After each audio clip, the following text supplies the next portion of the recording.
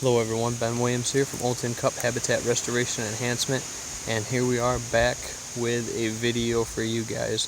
And this is something we touched on a lot with our Land Management A to Z series, but I really wanted to illustrate it in this video today. I had a buddy of mine help me out a little bit, started to cut in some access trails to a couple stand locations, and this is something that I can see relating to a lot of people out there on a piece of property, where if they would hunt this piece, they would go down either side of this ditch bed. Now I get it, some ditches do hold water year round, so I understand if it is not a bare creek bed like this now, but even if this has water that's manageable in your boot height or under, you could even cut this along the side of it and get in and out with this. So couple things with this I want to talk about. It's a nice width. You can work right down through here. It's cut back nice. At this point, it shouldn't really grow too much this summer, so I'm pretty happy with that. The downfall to that is, listen. So, here is my key tip for you guys, and this is going to your stands in general all over the place. That can't be there. Even under the water, you're going to hear that crack and pop, even in the fall when this fills up with water. So I'm going to come in here with a hard rake this out. I do have a little bit of trees that were a little big for him. He came in with the loppers and a weed whacker.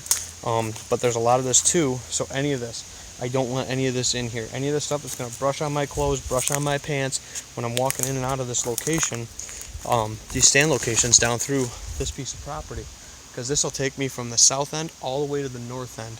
This creek runs north to south, but I can walk upstream right down this creek bed, pop up into the stands accordingly, and I'm down here below the gap. I'm like literally right eye level with the berm on this side. This side's a little bit shorter, so when I come through here, I actually walk quite, down, hunch down. Again, hunting like a predator, getting into your stand locations without being detected.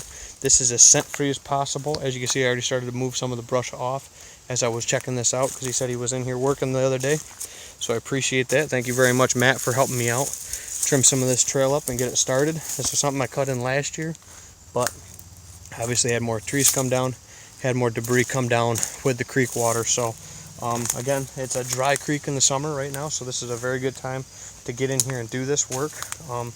But again, we just need to take this and just up the level of detail work to it. So this is very nice. You can park on the south end. You can access this whole line of movement. It's like 4 or 5 stand locations down in through here. You can access all from this creek bed, completely secured and completely quiet and scent free once you open it up. So there's your tip of the week, guys, for this video. Hopefully we're going to do 1 or 2 of these videos a week here going forward, and hopefully be bringing you guys stuff you want to see. So if there's something you'd like to see, drop it down in the comments below. Let us know what you think of this video. Give us that thumbs up if you liked it. I suggest subscribing to the channel so you get an update on all of our videos. Feel free to share this around to social media, friends and family, for people that are out there doing this kind of work, or if this is something you think can apply to a lot of people. I think it applies to a lot of people. It's something definitely overlooked by a lot of people. Even the simple fact, like I said, this debris here, I am so anal about it that this has got to come out. This has got to come out. I have to walk on bare dirt if I'm accessing like this as much as possible. At least the big stuff.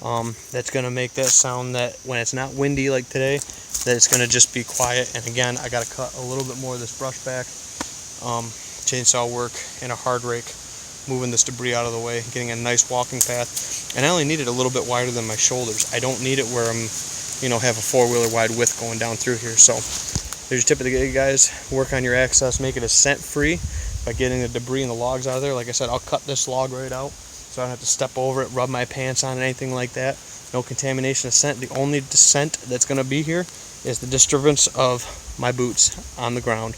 Running scent-free boots, scent-free clothes, but if you can eliminate that little chance to trace that scent, you'll get a much better result from that and accessing these stand locations, obviously with the right wind and getting on and off of them, rather than walking down these field edges in an ag site setup that I see on a lot of client parcels. That won't work for you.